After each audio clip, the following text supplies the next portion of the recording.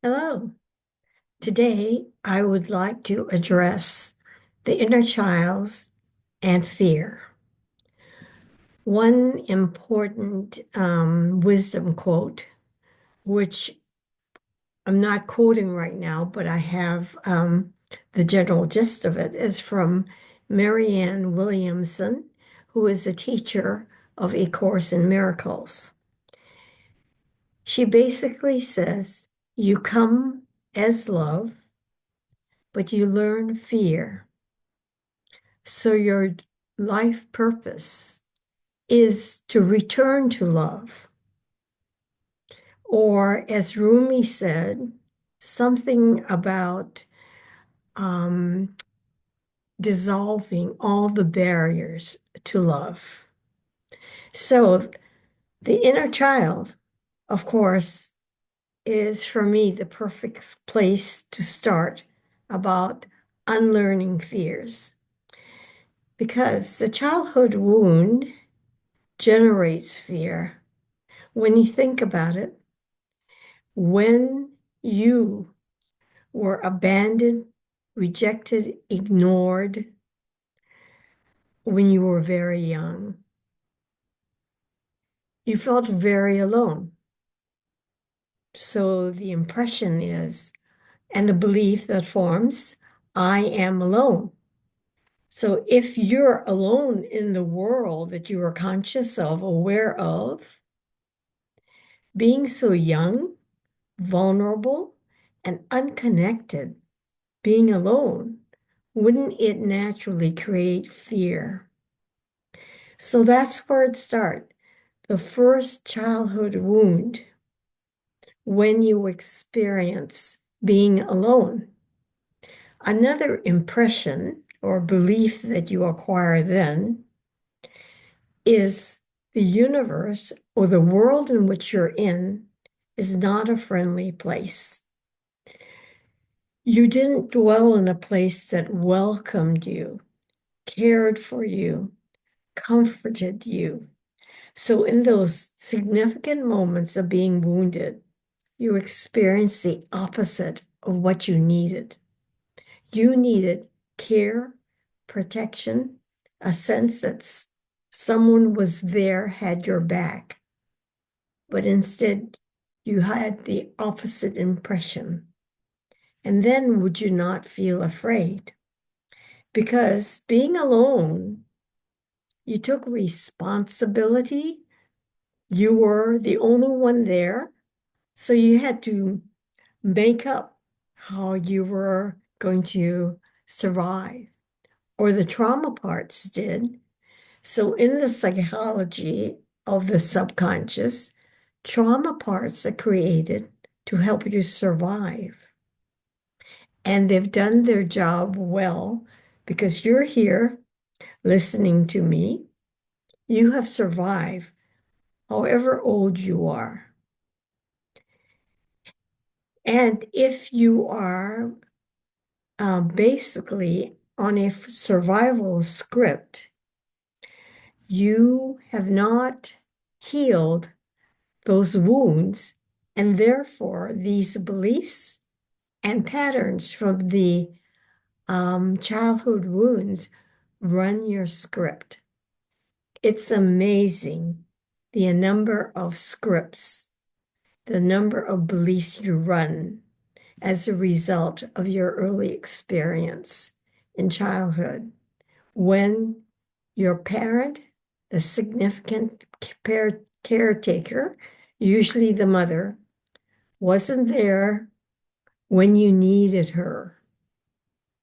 And she may have been there most of the time, or she was there but was inattentive, distracted.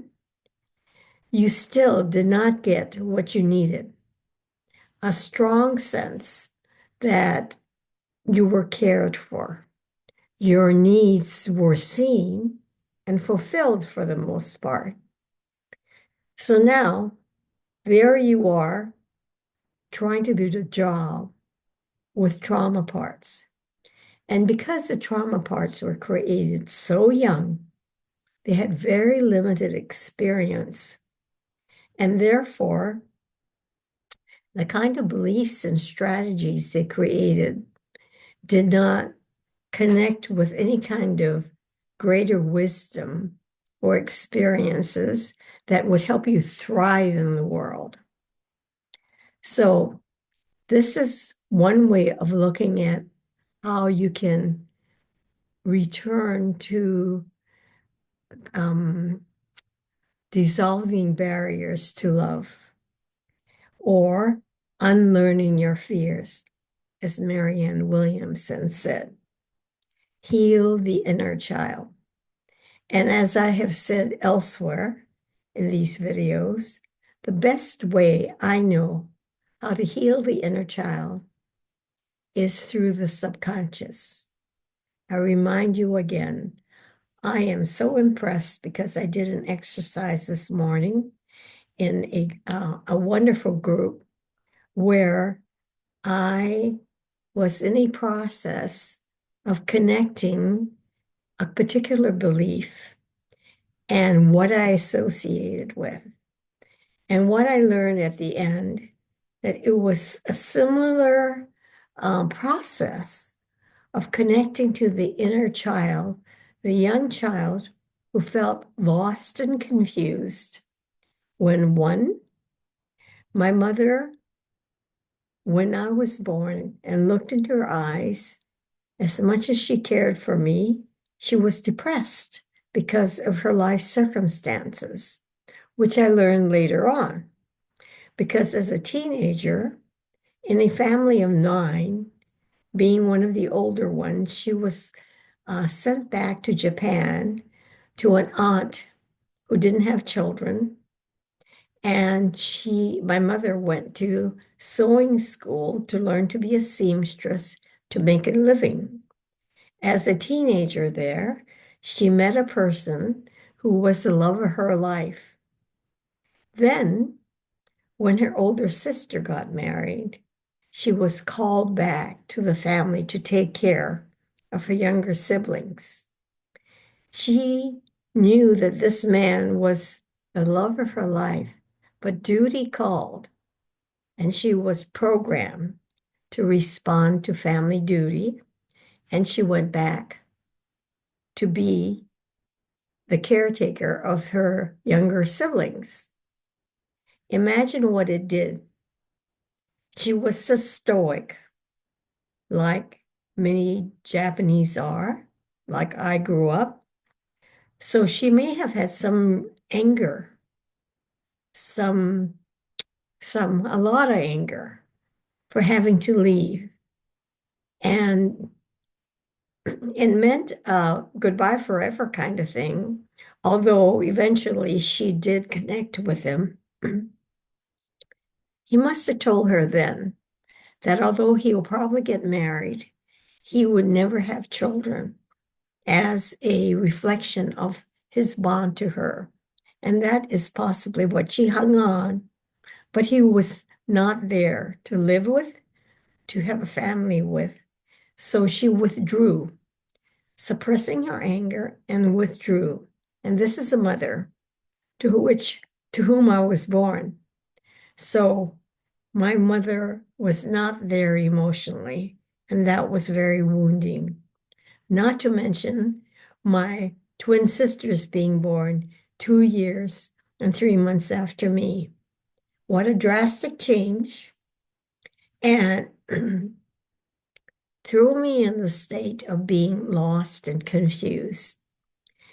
I should say that lost and confused was also accompanied by feeling fear because can you imagine wandering anywhere where you don't have any bearings in a strange town, in the woods, in the desert, no way to have orientation, no guide to tell you what to do, where to go. You cannot feel at some deep level very afraid. Now, This is connected to the idea of scarcity, which was a question that a subscriber worded. How does being alone connect to the idea of scarcity? So if you experience what I just described as a child, alone, without resources, the world not being a friendly place, guess what? There is nothing there. It is scarce in the world in which you find yourself. Scarce of love, scarce of all the things you need to thrive. And this is how fears, and being alone and scarcity all match up. And to say a bit more about scarcity, there is a scarcity of love. So the child, anyway, is propelled to find the love that the child never had, which becomes a theme for most humans looking for love, probably in all the wrong places, with all the wrong myths that are supplied. But the idea is it's not there. It's not abundant. You can turn and like picking a fruit off a tree. There isn't any tree to provide you with the love you needed. Love is scarce. So is everything else that you need. For me, in my exploration today, it involved money. Money as a theme that I couldn't quite have a hold, not only of the love, but of money. So scarcity is connected to being alone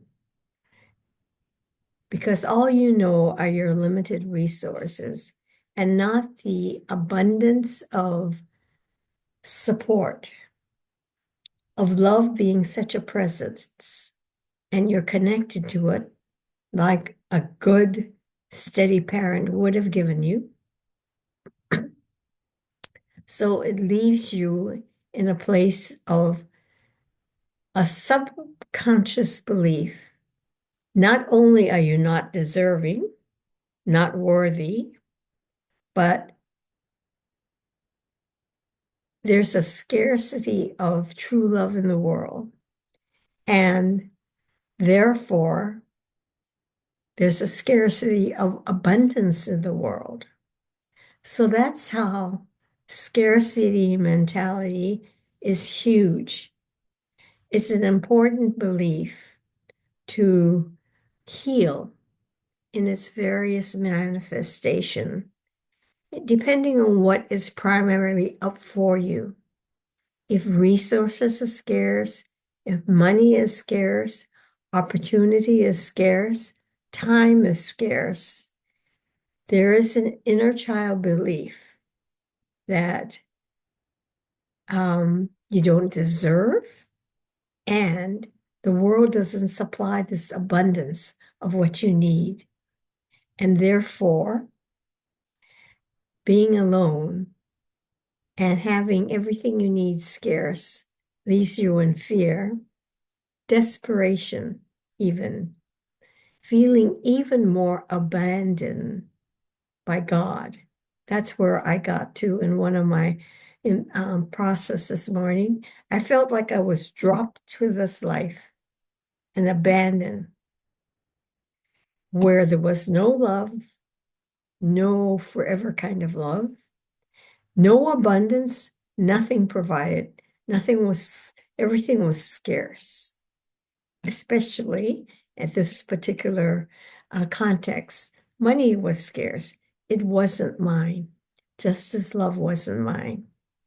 So I've tied a number of things here about dealing with fear.